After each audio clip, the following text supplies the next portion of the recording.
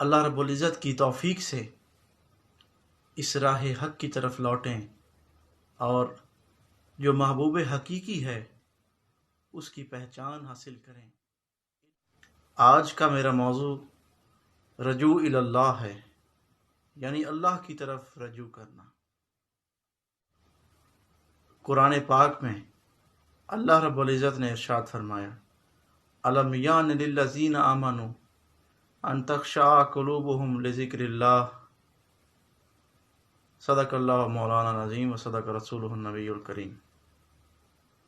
اس آیت کریمہ میں اللہ رب العزت مومنین سے کلام کر رہا ہے کہ اے مومنوں، کیا ابھی وہ وقت نہیں آیا کہ تم اپنے دلوں کو میرے ذکر سے منور کرو، میرے ذکر سے اپنے دلوں کو جھکا لو۔ اس آیت کا شان نزول کچھ اس طرح ہے کہ حضرت عائشہ صدیقہ رضی اللہ تعالی عنہ فرماتی ہیں کہ میں نے دیکھا کہ حضور نبی کریم صلی اللہ علیہ وسلم اپنے حجرہ مبارک سے مسجد نبوی میں اس طرح تشریف لے گئے کہ آپ کے چہرے مبارک کی رنگت سرخ تھی اور آپ کی چادر مبارک زمین پر گھسٹتی جا رہی تھی۔ آپ اس حال میں ایک صحابہ کی جماعت کے پاس پہنچے کہ جو اس وقت خوش گپیاں لگا رہے تھے، آپس میں بیٹھ کر ہنسی مذاق کی محفل سجی ہوئی تھی۔ آپ ان صحابہ کرام کے پاس تشریف لے گئے اور یہ فرمایا کہ تم لوگ ابھی تک ہنس رہے ہو اور خدا کی طرف سے تمہارے لیے میرے پاس ابھی تک کوئی امان نہیں آئی۔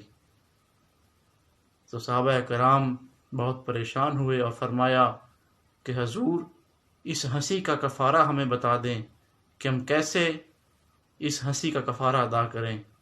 تو حضور نبی کریم صلی اللہ علیہ وآلہ وسلم نے فرمایا کہ تم جس قدر ہنسے ہو اسی قدر اپنے رب کے سامنے گڑ گڑاؤ اور اسی قدر اپنے رب کا ذکر کرو اور اس کو یاد کرو اور اپنے دلوں کو رب کے ذکر سے منور کر لو۔ جی احباب زیوکار، حضرت فضیل بن عیاض ایک بہت بڑے بزرگ، وہ کیا کرتے تھے، دو علاقوں کے مابین آنے جانے والے قافلے، تجارتی قافلے، آپ ان کو لوٹ لیا کرتے۔ آپ کا بہت دبدبہ تھا شہر کے تمام لوگوں پر، اور وہ لوگ رات کو تجارت نہیں کیا کرتے تھے کہ کہیں فضیل بن عیاض نہ آ جائے۔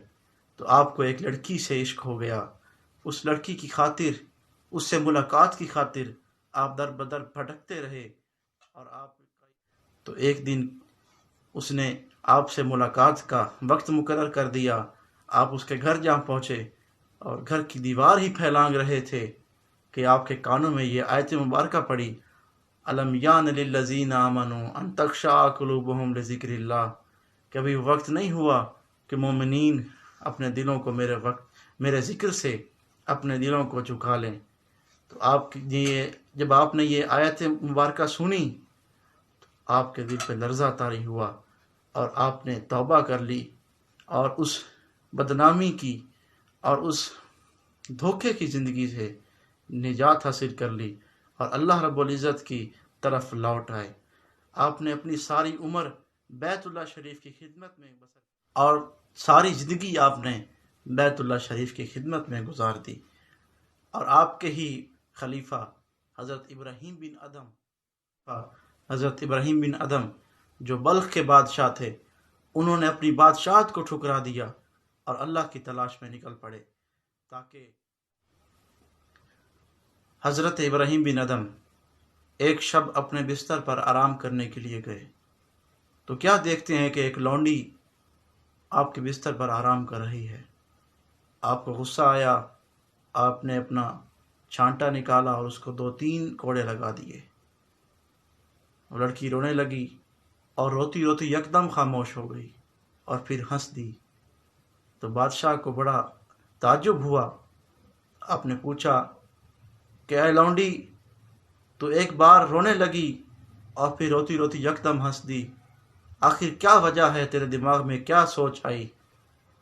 تو اس لونڈی نے آگے سے جواب دیا کہ بادشاہ، میں اس بات سے رونے لگی کہ تم نے جو مجھے کوڑے لگائے ان کوڑوں نے مجھے تکلیف دی، میرے جسم کی تکلیف سے میں رونے لگی۔ لیکن جب یہ بات میرے ذہن میں آئی کہ 2 گھڑی صرف میں نے تمہارے اس بستر پر آرام کیا اور مجھے اس قدر سزا مل گئی، تو تم جو اپنی زندگی کا آدھا حصہ اس بستر پر سو چکے ہو تو تمہارا کیا حال ہوگا۔ تو یہ بات سن کر حضرت ابراہیم بن ادھم بہت متاثر ہوئے اور آپ نے اس آرام دہ بستر کو ترک کر دیا۔ ایک شب آپ آرام کر رہے تھے کہ آپ کی چھت کے اوپر آوازیں آنے لگیں کہ گویا جیسے گھوڑے دوڑ رہے ہیں۔ اچانک ایک شخص آپ کی ونڈو سے نمودار ہوا اور رسے کے ساتھ لٹکا ہوا تھا۔ تو آپ نے کہا یہ شخص کون ہے؟ تو اس نے کہا میں ایک دیہاتی ہوں اور اپنا اونٹ تلاش کر رہا ہوں۔ تو حضرت ابراہیم بن ادھم بہت تعجب میں آ گئے کہ یہ شخص یہ میرا محل ہے، یہ میرے محل کی چھت ہے، یہ کوئی دیہات نہیں ہے، یہ کوئی جنگل نہیں ہے کہ تو اپنا اونٹ تلاش کر رہا ہے۔ تو اس نے کہا کہ اے ابراہیم، تو بھی اس استدعا میں تھا کافی عرصے سے کہ تجھے تیرا رب مل جائے، تجھے خالق حقیقی کا قرب نصیب ہو جائے۔ تو اگر میرا اونٹ جو مخلوق میں سے ہے وہ یہاں سے نہیں مل سکتا تو ساری مخلوق کو پیدا کرنے والا وہ تیرا خالق حقیقی وہ تیرے محل سے کیسے مل سکتا ہے۔ تو حضرت ابراہیم بن ادھم نے اسی وقت اپنی اس حکمرانی سے دستبردار ہو کر جنگل کی طرف روانہ ہو گئے اور کافی عرصہ ایک غار میں رہے اور وہاں چلہ کشی کرتے رہے۔ پھر حضرت فضیل بن عیاض کے ہاتھ پر بیعت کی اور آپ کے مرید و خلیفہ کہلائے، اور ساری زندگی آپ نے اسی فقیرانہ زندگی کو اپنا لیا۔ آپ کے پاس آپ کا ایک وزیر حاضر ہوا، آپ کو ڈھونڈتے ڈھونڈتے وہ دریا کے کنارے پہنچا تو حضرت ابراہیم بن ادھم وہاں تشریف فرما تھے۔ تو اس وزیر نے دست برستہ عرض کی کہ بادشاہ حضور کرم فرمائیں، مہربانی فرمائیں، سلطنت کا کوئی وارث نہیں ہے، کوئی والی نہیں ہے، مہربانی کریں اور چلیں اور اپنی بادشاہت کو جیسے پہلے آپ سنبھالتے تھے ویسے ہی سنبھالیں۔ تو حضرت ابراہیم بن ادھم نے فرمایا کہ اے وزیر، میں اب واپس نہیں جا سکتا۔ تو اس نے کہا بادشاہ سلامت، اتنی بڑی حکومت، اتنی بڑی سلطنت آپ ترک کر کے اور ایسے فقیرانہ زندگی گزار رہے ہیں۔ تو اس نے حقارت سے یہ بات کی۔ تو حضرت ابراہیم نے جو اس وقت اپنا پاجامہ سی رہے تھے تو حضرت نے جو وہ سوئی تھی وہ دریا میں پھینک دی۔